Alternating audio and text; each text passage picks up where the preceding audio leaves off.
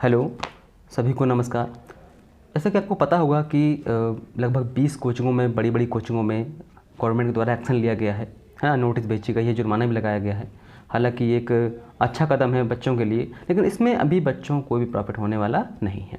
मैं आपको बता दूं कि जो शिक्षक होता है वो कोई मामूली इंसान नहीं होता है। उसके हाथ में निर्माण व प्रलय दोनों होती हैं। वो अच्छा निर्माण भी कर सकता है और प्रलय भी ला सकता है। इसलिए शिक्षक को, गुरु को सर्वोच्च स्थान दिया गया है। हालांकि शिक्षक और गुरु में बहुत डिफरेंस होता है, लेकिन फिर भी हम एक ही मानते हैं आजकल, क्योंकि सभी का सम्मान करते हैं। अब देखिए, मैं अगर इसको एक चीज टॉपिक बताऊं कि अगर आप केसियन एक जहर होता है जिसको जीभ में रखते ही इंसान तुरंत मर जाता है। अगर आप उसका एडवर्टाइजमेंट करो बड़े बड़े पोस्टर लगा के, बैनर लगा के, ऑफर देकर, तो लोग खरीदेंगे उसे। सीधी सी बात, खरीदेंगे उसे, क्योंकि आप उसका एडवर्टाइजमेंट कर रहे हो। जो लोग देखते हैं वही चीज़ बिकती है। कहते नहीं, जो दिखता है वही बिकता है। तो वही चीज़, अगर आप पोटेशियम साइनाइड को, केसीएन को बेचोगे एडवर्टाइजमेंट करके, तो वो लोग खरीदेंगे, बिल्कुल खरीदेंगे। लोग खरीद कर रख लेंगे, भले उसका यूज़ ना करें। ठीक है, तो वही चीज़, तो मार्केटिंग से, एडवर्टाइजमेंट से आप कितने भी बुरी से बुरी चीज़ बेच सकते हो। वही हाल आप देखो, जो हीरोज़ हैं, है ना, जो मूवी बनाते हैं, एक्टर होते हैं, वो करते हैं ड्यू का प्रचार, है ना, केसर का प्रचार, और एक से मसालों का प्रचार करते हैं। तो ये सब चीज़ें हमारा जो समाज है उसको डिमोटिवेट कर रहे हैं। लोग गलत राह पर, बड़े लोग खुद लिए जा रहे हैं, अपना नहीं जाते हैं। इसी प्रकार से कोचिंगों में हो रहा है। बड़े बड़े आईएएस ऑफिसर को बुलाया जाता है, बच्चों को दिखाया जाता है, तो बच्चा देख लेता है, खुश जाता है कि हाँ, यहाँ पर लोग ये आते हैं, ये लोग यहाँ से ही पढ़े गए हैं। हालांकि बहुत सारी उनको फ़ीस देकर बुलाया जाता है कहीं कहीं पर, तो है ना। और आप मुखर्जी नगर के बारे में, दिल्ली के बारे में बहुत सारी कहावतें सुनी होंगी। जो लोग रहते हैं वो तो सब जानते ही हैं क्या कैसा है ना, कोई उनसे अपरिचित नहीं है। और एक से एक चर्चे भी चलते हैं। जितने भी आईएएस अफसर निकलते हैं वहाँ से, जितने भी यूपीएससी कोचिंग करके निकलते हैं वहाँ से, वो सब पता नहीं कैसे वो लोग, उनके अंदर कोई भी एक 4th पेपर होता है ना, जिसे हम बोलते हैं एथिक्स, उनके अंदर कोई भी एथिक्स होते ही नहीं, पता नहीं क्या। सिर्फ पास करने के लिए उनके पास एथिक्स ये होते हैं कि वो सिर्फ 4th पेपर पास कर ले, इतने एथिक्स होते हैं उनके पास। समाज में उसको कभी वो अप्लाई नहीं कर पाते हैं। एथिक्स एक ऐसा पेपर होता है 4th यूपीएससी एग्ज़ाम में, कि वो आपकी कैपेबिलिटी को, आपकी क्षमता को, आपके अंदर के पूरे गुण निकाल देता है कि आप किस कंडीशन पर क्या काम करोगे। अब ये भी सुनने में चर्चा में रहता है कि वो लोग जो इतने भी आईएएस ऑफिसर होते हैं वो सभी कोचिंग को फंडिंग करते हैं, उसके बाद अपना ब्लैक मनी चेंज करते हैं। वो सब वहाँ की चर्चा वाली बातें हैं। हालांकि उनका कोई प्रमाण नहीं है, बिना प्रमाण के हम कैसे बात कर सकते हैं। लेकिन फिर भी अगर चर्चा में कोई चीज़ चल रही तो उसका मतलब कुछ ना कुछ तो उसमें दाल में काला है। चलिए, अब देखिए, मैं बता दूं आपको कि जो बच्चे हिंदी मीडियम वाले हों या इंग्लिश मीडियम वाले हों, सबसे ज़्यादा परेशान तो हिंदी मीडियम वाले हैं, क्योंकि हिंदी मीडियम में बच्चा बहुत है, यूपी बिहार का।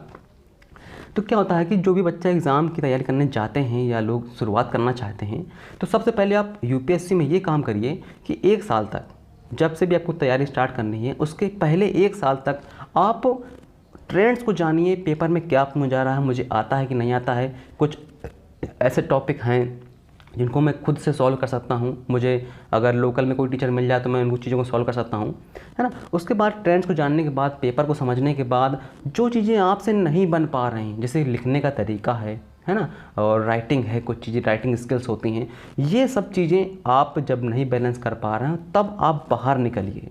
उन चीज़ों को डायरेक्ट वहाँ पर कोचिंग में कहिए कि मुझे ये चीज़ सीखनी है ना।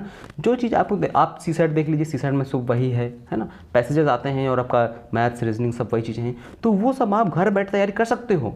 अगर आप इन टॉपिकों को घर पर तैयार नहीं कर सकते हो तो बाहर आप अपना टाइम बर्बाद करने जा रहे हो। क्योंकि जो बच्चा यूपीएससी देने जा रहा है उसे 10th तक की, 11th तक की जितनी मैथ्स में आती है वो सब आनी चाहिए। ये आपका होम में, यानी घर में आपको प्रिपेयरिंग होनी चाहिए ऑलरेडी।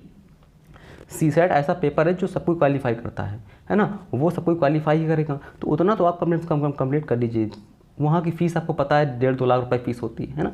तो हालांकि कोचिंग में जुर्माना लगाए गए हैं, तो उससे कोई फ़र्क नहीं पड़ने वाला उनको, क्योंकि 1-2 लाख रुपए उनके लिए कुछ भी होता नहीं है। उतना तो वो सफाई में खर्चा कर देते हैं।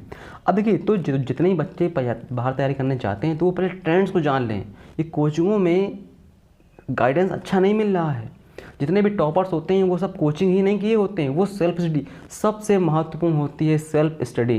ठीक है, आर्यभट्ट ने कहीं कोचिंग नहीं की थी, ठीक है। और अगर यही चीज़ बनी रहेगी तो हम आगे अपनी पीढ़ी को कैसे मोटिवेट कर पाएंगे, क्योंकि कोचिंग क्या है, कोचिंग से हमें दिखाते हैं कि ये चीज़ देखो, ऐसा देखो। अब आप देख लो रील्स में सबसे ज़्यादा बच्चा परेशान होता है फ़ोन से ही, क्योंकि फ़ोन में बस वही रील्स चलती रहती है ना, तो वही देख के बस हाँ ये अच्छा है, वो अच्छा है, वो अच्छा है, वो खुद से एनालिसिस नहीं करता है। फ़ोन हमारा क्या है पता है, फ़ोन हमारा बन गया है आधार। हम कुछ भी चीज़ को खुद से सोचेंगे नहीं, फ़ोन हमारा दिमाग कमज़ोर कर रहा है। हम चीज़ों को खुद से सोचते नहीं हैं, हम फ़ोन से सोचते हैं कि फ़ोन क्या बताता है। अगर वही चीज़ जब हम सोचेंगे कि पेपर कैसा आता है, पेपर में क्या चीज़ें हमसे नहीं बन पा रही, कौन सा क्वेश्चन जो बहुत टफ है, वो सब।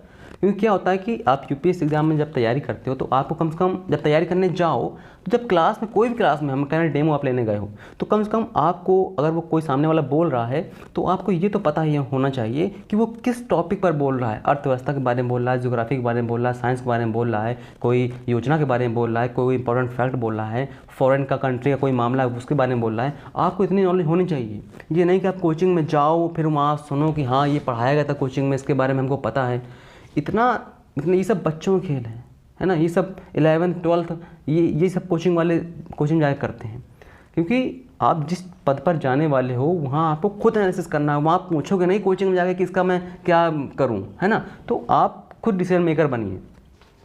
और देखिए कम से कम आप 1 ईयर यानी 1 साल तक कम से कम सेल्फ स्टडी, जिस भी एग्ज़ाम में तैयारी करना चाहते हो पहले आप सेल्फ स्टडी कर डालो, है ना। बहुत सारी यूट्यूब में बहुत सारी वीडियोस पड़ी होती हैं, हर चीज़ की वीडियोस पड़ी हैं उसमें। आप तो चाहो तो उससे यूपीएससी क्या कोई भी दुनिया का सबसे बड़ा हार्ड एग्जाम तो यूपीएससी उसको भी क्रैक कर लो। लेकिन वही है ना कि हम बेस्ड हो गए किसी अन्य पर, है ना, क्योंकि लोग सपने दिखाते हैं और उन्हीं को हम पूरा करने के लिए वहाँ जाते हैं।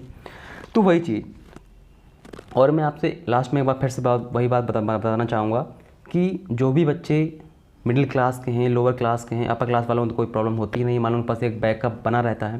तो जितने भी ऐसे लोग हैं उनको तैयारी के साथ साथ एक कोई प्रोफेशनल कोर्स, कोई भी प्रोफेशनल कोर्स हो, आजकल हर चीज़ में पैसा है, कोई भी नहीं है।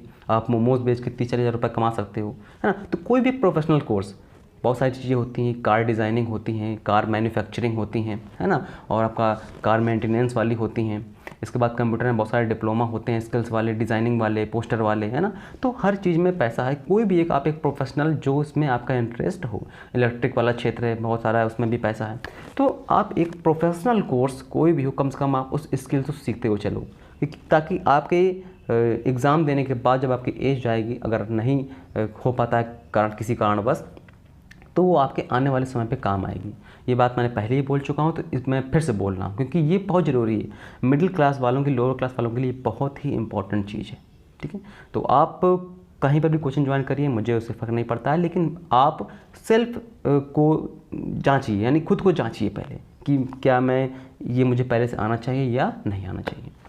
तो जागरूक होइए और जितना कम से कम हो सके किसी पर डिपेंड बनिए, किसी पर डिपेंड मत बनिए, ठीक है। Thank you.